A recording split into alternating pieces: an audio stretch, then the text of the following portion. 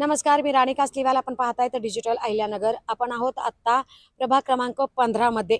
प्रभाग क्रमांक 15 सध्या चांगलाच चर्चेत आहेत आणि या प्रभागात मोठ्या प्रमाणात या प्रभागाच्या उमेदवार शिंदे शिवसेनेच्या शिलेदार सुवर्णा जाधव मोठ्या प्रमाणात प्रचार दौरा घेत आहेत, नागरिकांच्या गाठी भेटी घेत आहेत आणि आत्ता आपल्याबरोबर ते आहेत. जाणून घेऊ त्यांच्या प्रतिक्रिया.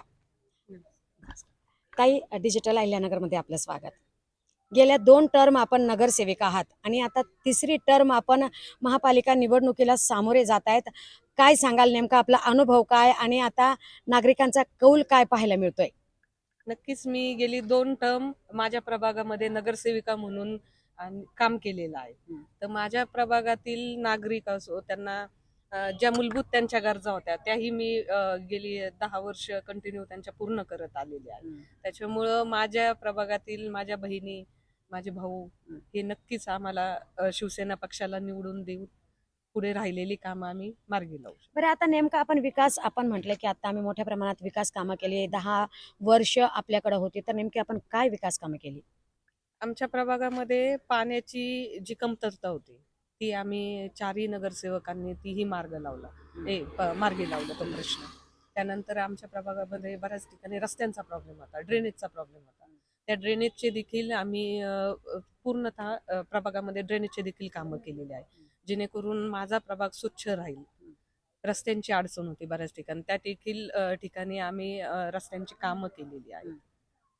बरं, आता एक महिला म्हणून महिलांसाठी तुम्ही काही योजना वगैरे राबवतात का? महिलांच्या स्वयंरोजगाराचा प्रश्न देखील मोठा ऐरणीवर आलेला आहे, त्यांच्या सुरक्षेचा प्रश्न ऐरणीवर आलेला आहे. या संदर्भात आपण काही पावले उचलणार आहात का? हो, नक्कीच. माझ्या महिलांसाठी मी नक्कीच रोजगारासाठी म्हणा, त्यांना पुढे काही अडचणी असतील, ज्या योजना आहेत सरकारी, त्या त्यांच्यापर्यंत मला पोहोचवायच्या आहे. रोजगार संधी त्यांना उपलब्ध करून द्यायची आहे, जेणेकरून कुठलीही महिला या गोष्टींपासून वंचित राहणार नाही, याची मी नक्कीच दखल घेईन.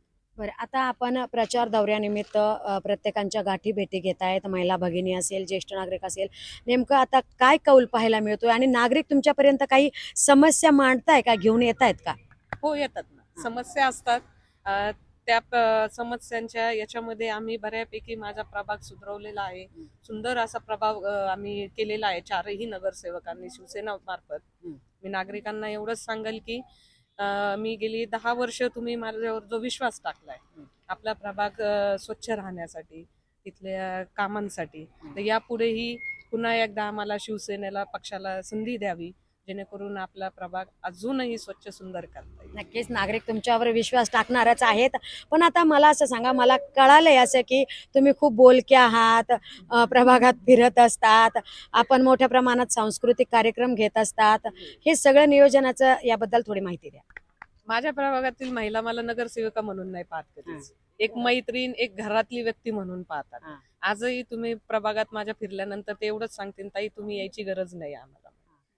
कारण त्यांचं आणि माझं मैत्रीपूर्ण नातं आहे. मी जरी पदावर असले तरी मी त्या पदासारखी मी राहत नाही. एक सर्वसामान्य कुटुंबातील महिला आहे, त्याप्रमाणेच त्यांच्या बरोबर मी राहते आणि माझ्या महिलांचा देखील मला खूप छान पद्धतीने प्रतिसाद आहे. बरं, आता मोठ्या प्रमाणात सांस्कृतिक कार्यक्रम असेल, शैक्षणिक असेल, धार्मिक असेल, या सगळ्यांमध्ये आपण अग्रेसर आहात.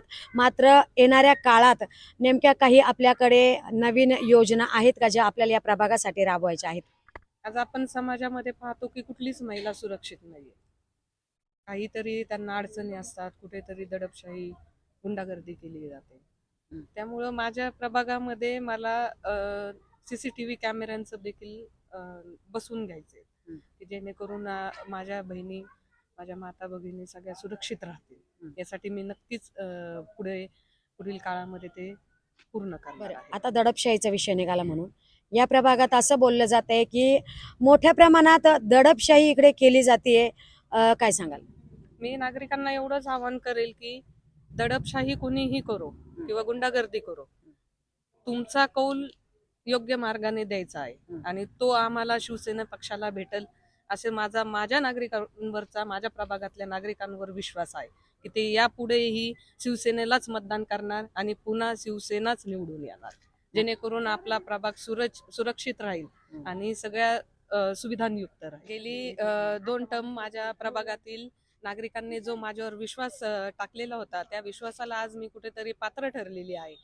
मी त्यांचे सर्व नागरिकांचे धन्यवाद व्यक्त करेल आणि यापुढेही त्यांनी तिसऱ्या टर्मला मला बहुमताने विजयी करावे, जेणेकरून मला आपल्या प्रभागामध्ये पक्षप्रमुख आपले एकनाथ शिंदे साहेबांच्या मार्फत निधी आणून माझा प्रभाग मला स्वच्छ, सुंदर आणि सर्व सुविधांयुक्त करायचा आहे.